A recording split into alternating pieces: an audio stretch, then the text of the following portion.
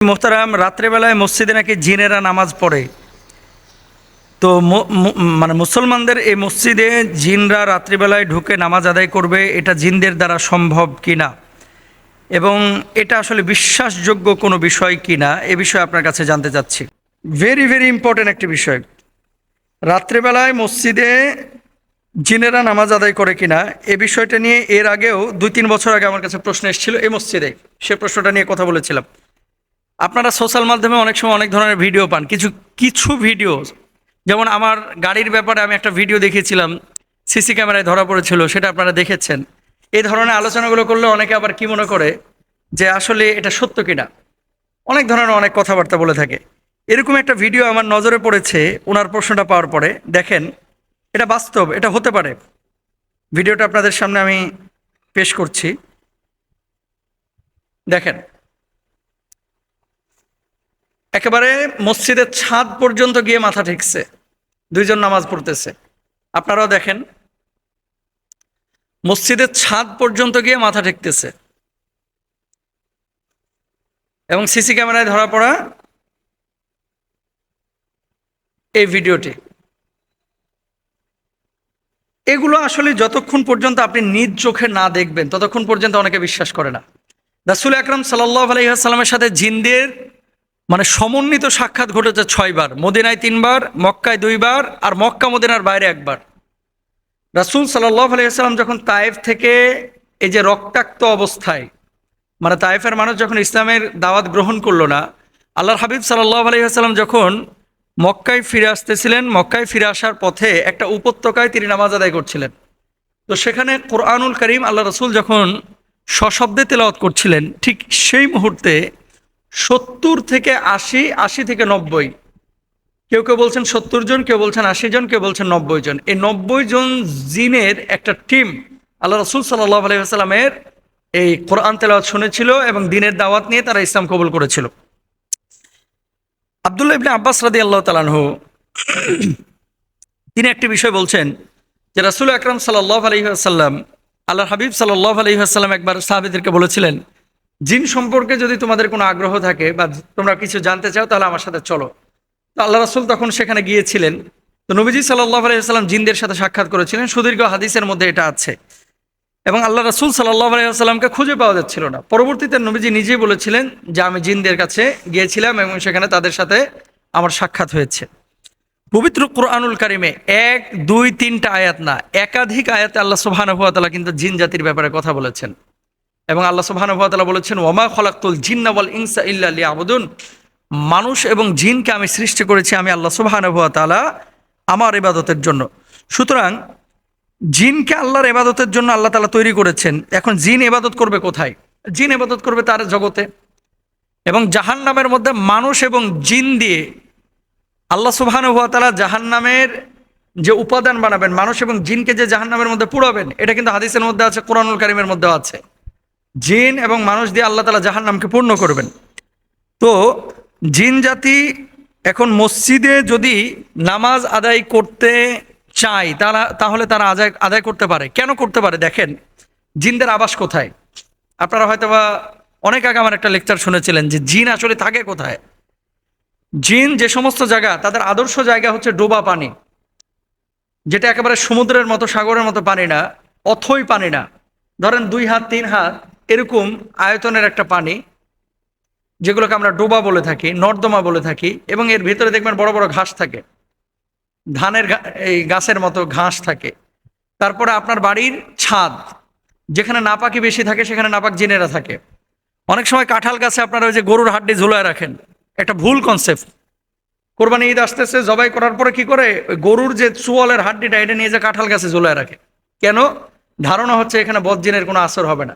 অথচ আল্লাহ রাসূল বলছে জিনদের প্রধান খাবার হচ্ছে হাড্ডি। জিন থেকে বাঁচার জন্য আমরা গরুর হাড্ডি ওখানে রাখতেছি, যেটা জিনের প্রধান খাবার। তো এগুলো আসলে মানে ভুল কনসেপ্ট। রাসূল আকরাম সাল্লাল্লাহু আলাইহি ওয়াসাল্লাম মক্কায় জন্মগ্রহণ করেছেন। মক্কায় একটা উল্লেখযোগ্য মসজিদ আছে, যে মসজিদটার নাম হচ্ছে মসজিদে জিন। এবং একটা ওয়াদি আছে, উপত্যকা আছে, যে ওয়াদিটাকে বলা হয় ওয়াদিয়ে জিন। এখানে অনেক ঘটনা ঘটেছে, আপনারা যারা গিয়েছেন আপনারা জানেন। এবং আল্লাহ রাসূল নামাজ পড়েছেন রাসূল সাল্লাল্লাহু আলাইহি ওয়াসাল্লামের পেছনে জিনেরা এই কোরআন তেলাওয়াত শুনেছেন এবং ইক্তেদা করেছেন, এমন বিষয় পাওয়া যায়। সুতরাং মসজিদে যদি জিনেরা নামাজ আদায় করতে চায় তো এটা তাদের সম্ভাবনা আছে। যদি বাড়ির মধ্যে জিন ঢুকতে পারে, মসজিদে ঢুকতে পারবে না? যদি গরুস্থানে জিন ঢুকতে পারে, আপনার তাল গাছে জিন যাইতে পারে, আপনার ওপরে যদি আচ্ছাদন করতে পারে বা আপনাকে ইফেক্ট করতে পারে, তাহলে মসজিদে ঢুকতে কি পারবে না? অবশ্যই পারবে। তো এই বিষয়টা নিয়ে আসলে এত আলোচনার কিছু নাই। তবে মুসল্লিদের যেমন মাদ্রাসায় জিনেরা আগে পড়েছে, এরকম ঘটনা আমরা পেয়েছি।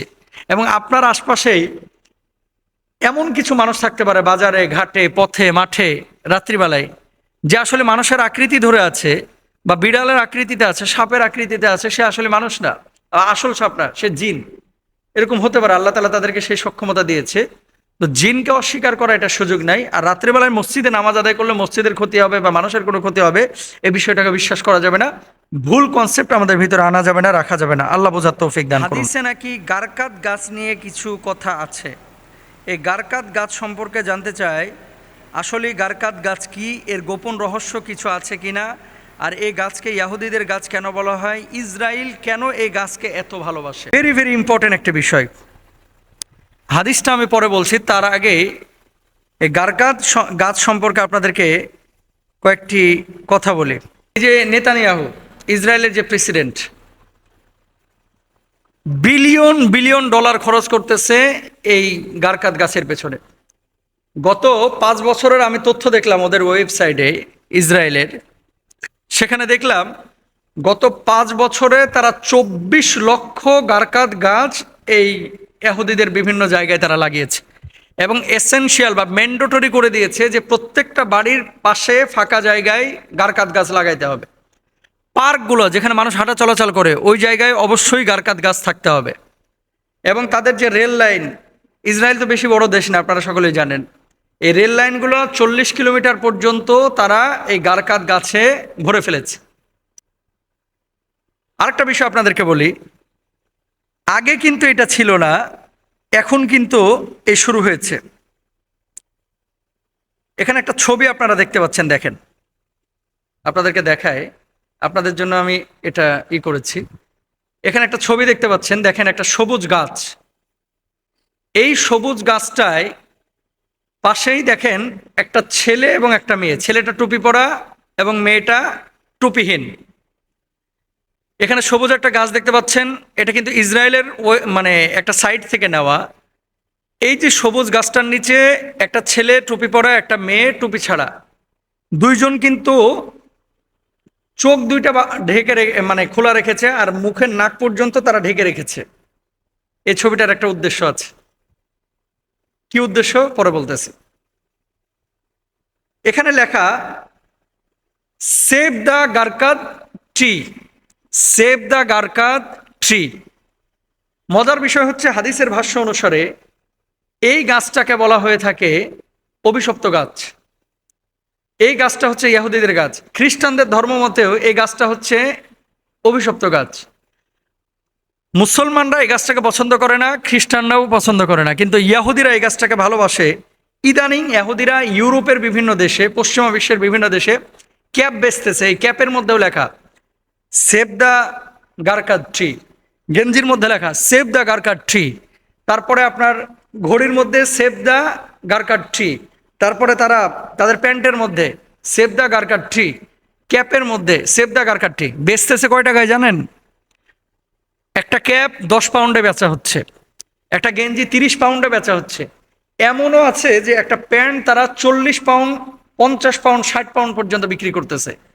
তো সেভ দ্য গারকাত ট্রি, সারা বিশ্বের বুকে এত গাছ থাকতে এই গাছটাতে তাদের নজর কেন? এবার আসেন হাদিসে।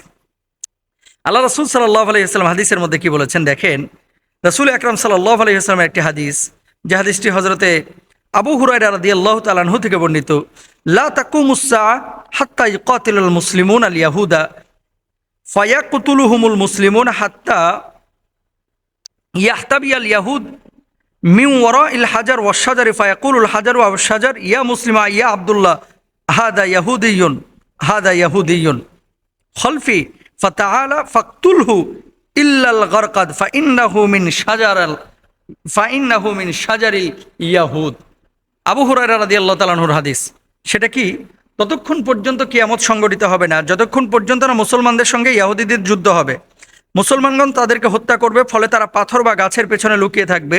তখন পাথর বা গাছ বলবে, হে মুসলিম, হে আল্লাহর বান্দা, এই তো ইহুদি আমার পেছনে লুকিয়ে আছে, এসো তাকে হত্যা করো। কিন্তু গারকাদ নামক গাছ দেখিয়ে দিবে না, কারণ এটা হচ্ছে ইহুদিদের সহায়তাকারী গাছ। পাথর সাক্ষী দিবে যে এখানে ইহুদি আছে, কিন্তু এই গারকাত গাছ এটা হচ্ছে মূলত ইয়াহুদিদের লুকানোর জন্য, ইয়াহুদিদেরকে সেভ করার জন্য। ইয়াহুদিরা নিজেরা এই গাছটাকে লালন পালন করতেছে, যেটা খ্রিস্টানরা বলতেছে অভিশপ্ত। এবং রাসূল সাল্লাল্লাহু আলাইহি সাল্লাম যখন খাইবার জয় করেছিলেন, এই গারকাত গাছ কিন্তু খাইবারের মাঠের আশপাশে ছিল, সব আল্লাহ রাসূল সাল্লাল্লাহু আলাইহি সাল্লাম কেটে সাফ করে ফেলাইছিলেন, কয় এই গাছ রাখা যাবে না। ওমর ফারুক রাদিয়াল্লাহু তাআলা আনহু যখন খলিফা, উনি গোটা আরবে এই গারকাত গাছ কেটে একেবারে সাফ করে ফেলাইছিলেন। এবং ইয়াহুদিদের এই সমস্ত জায়গাগুলোতে যখন ইয়াহুদিরা বসবাস করেছে, তাদেরকে আঘাত করে নাই, কিন্তু এই গাছ সাহাবীরা পছন্দ করে নাই, নবী আম্বিয়া আলাইহিমুসসালাতু ওয়াসসালামও পছন্দ করেন নাই। সুতরাং এই গারকাত গাছের এই গোপন রহস্য, এটা মূলত রাসূল সাল্লাল্লাহু আলাইহি ওয়াসাল্লাম বলছেন কি, তোমার হাতে যদি একটা গাছ থাকে, এমত অবস্থায় দেখছো কিয়ামত শুরু হয়ে গেছে, গাছটাকে রোপণ করে দাও। কারণ কি, গাছ লাগানো অনেক সওয়াবের কাজ, কিন্তু গারকাত গাছ না, ফলজ গাছ, অন্য অন্য ছায়াদানকারী গাছ, যে কোনো গাছ আপনি লাগাবেন, সাদাকায়ে জারিয়া সওয়াব পাবেন ইনশাআল্লাহ। আল্লাহ তাআলা আমাদের বোঝার তৌফিক দান করুন।